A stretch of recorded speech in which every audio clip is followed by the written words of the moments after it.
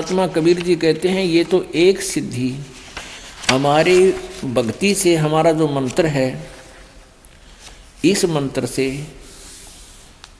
भगत के अंदर 24 सिद्धियां आ जाएंगी, लेकिन इन सिद्धियों को यूज नहीं करना, नहीं तो कर्म बिगड़ जाएंगे, भक्ति बिगड़ जाएगी। क्या बताते हैं?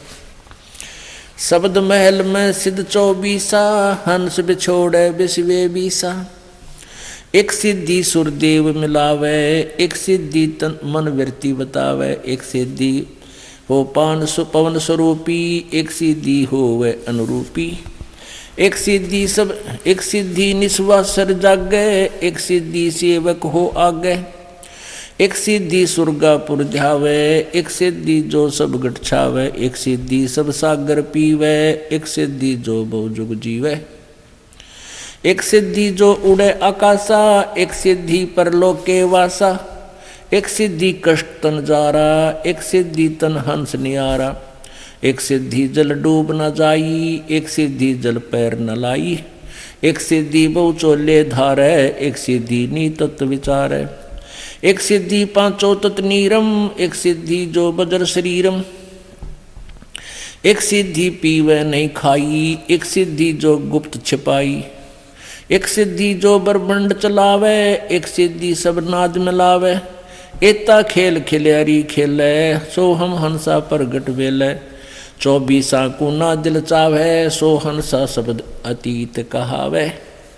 प्रासिद्धि पूर्ण पटरानी, सतलोक की कहूँ निशानी। सतलोक सुख सागर पाया, सतगुरु भेद कबीर लखाया। परमहंस देखो परवाना, जन कहता दास गरीब दीवाना। अब परमात्मा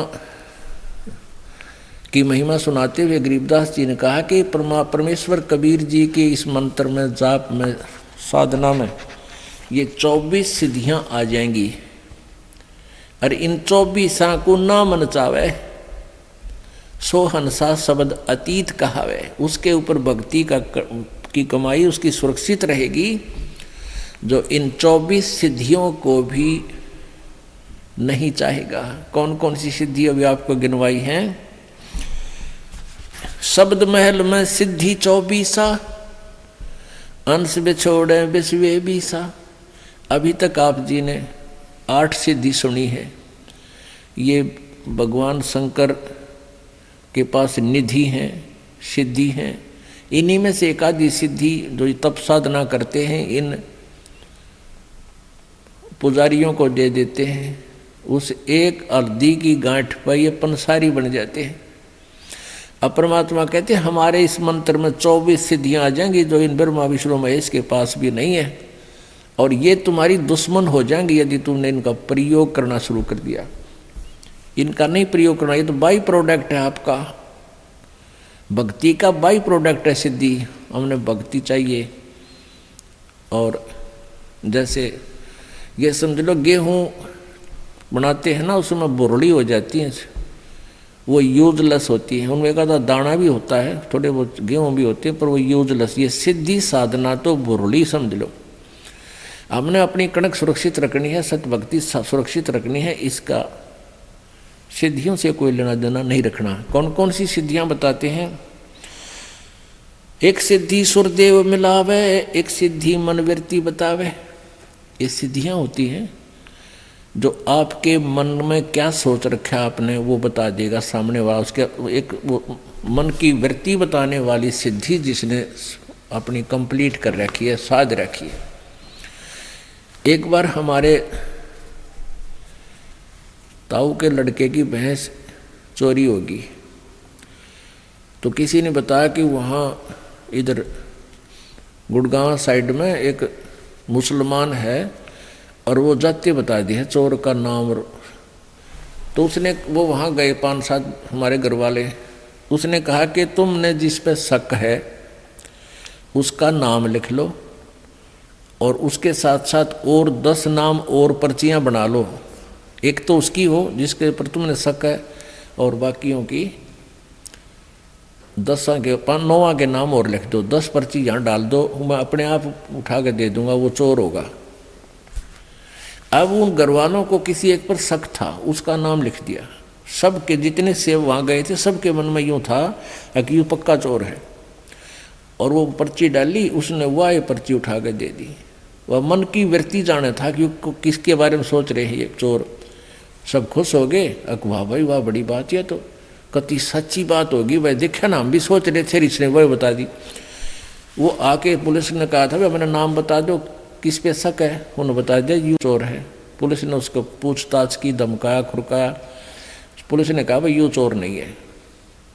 फिर उन्होंने किसी और पर शक कर लिया कि शायद वो है भाई, पक्की बात, वो उस दिन वहाँ खड़ा था, ऐसे रात में वहाँ खड़ा था, उसने देखा था।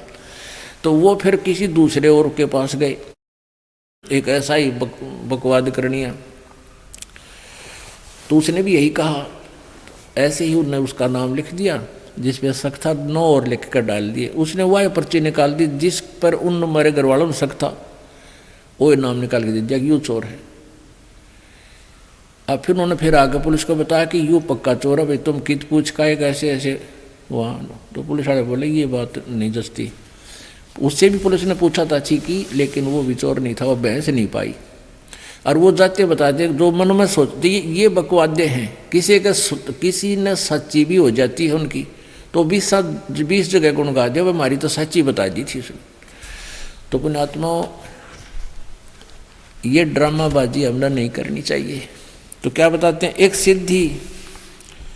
एक सिद्धि निस्वासर जागे, एक सिद्धि सेवक हो आगे। मेरे मामा जी का गांव है खेड़ी दमकन सोनीपत में, और वहाँ एक गीसा पंथ का एक गीसा साहब जिसको परमात्मा मिले थे, उसी का एक गीसा दास संत का ही शिष्य नेक्की राम जी था।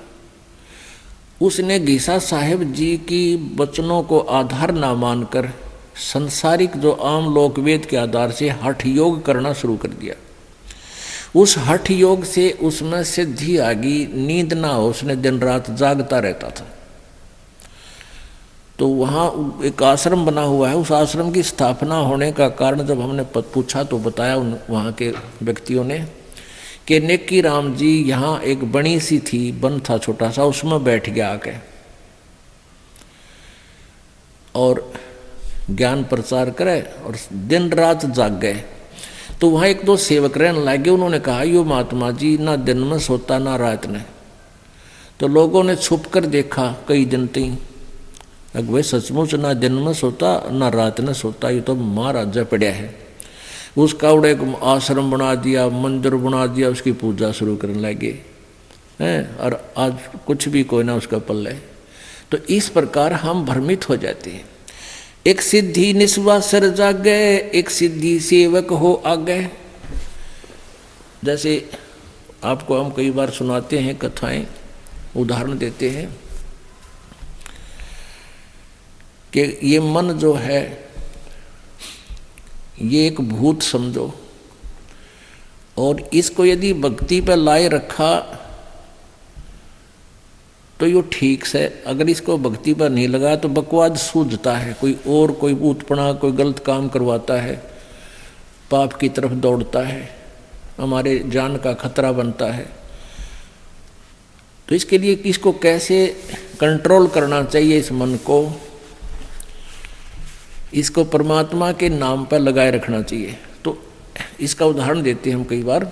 तो आपको ये कथा सुनाते हैं। एक साधु था और उसने एक सिद्धि कर ली। उस सिद्धि से क्या होता है कि किसी पितर को या किसी प्रेत को कंट्रोल कर लेते हैं। तो उसकी साधना के कारण ईश्वरीय शक्ति से वो जो सिद्ध किया हुआ जो होता है वो सेवक रूप में प्रकट हो जाता है, वो केवल उसी को दिखाई देता है। ये सिद्धि उसकी साधना से ऐसा हो जाता है। एक संत के पास, एक तपस्वी के पास ऐसी सिद्धि थी,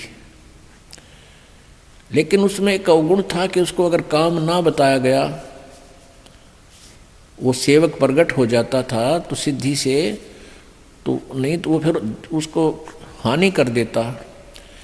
एक से संत ने वो सिद्धि आती थी, उसने अपने चेले से भी वह सिद्धि करवा दी। लेकिन उस गुरु ने कहा चेले से, शिष्य कि भाई मेरी अब्सेंस में, मेरी अनुपस्थिति में इस सिद्धि का तू प्रयोग मत करना। अब कुछ दिन के बाद गुरुजी चले गए सैर सपट्टे को कहीं दूसरे जगह पर। पीछे से चेले ने सोचा जो यह सिद्धि मैंने की है इसको परीक्षण तो करके देखूं। उसने वो सिद्धि प्रयोग कर दी।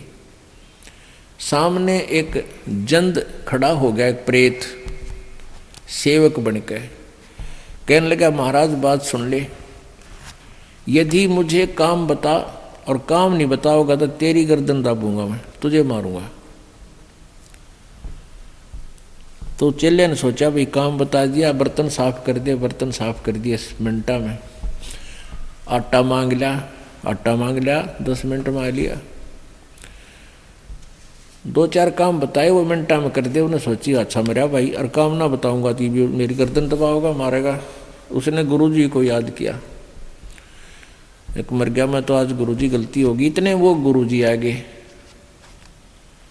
वो गुरुजी कहने लगे, अरे क्या हो गया गुरुजी, ये मन मारेगा, ये ऐसे ऐसे खड़ा है, ये देख यूँ खड़ा, और काम बताऊँ हूँ जब वह कर देता है मिनटों में। तो गुरुजी ने कहा, मैंने तेरे से मना किया था बेटा, मेरी एब्सेंस में प्रयोग ना करना, पर एक काम करी, इसने कह दे कि बांस ले आ, बहुत लंबा बांस ले आ। वो बांस ले आया। गुरुजी बोले इसको कह दे कि इसमें जमीन में गाड़ ले, खड़ा कर दे। उन्होंने जमीन में गाड़ दिया।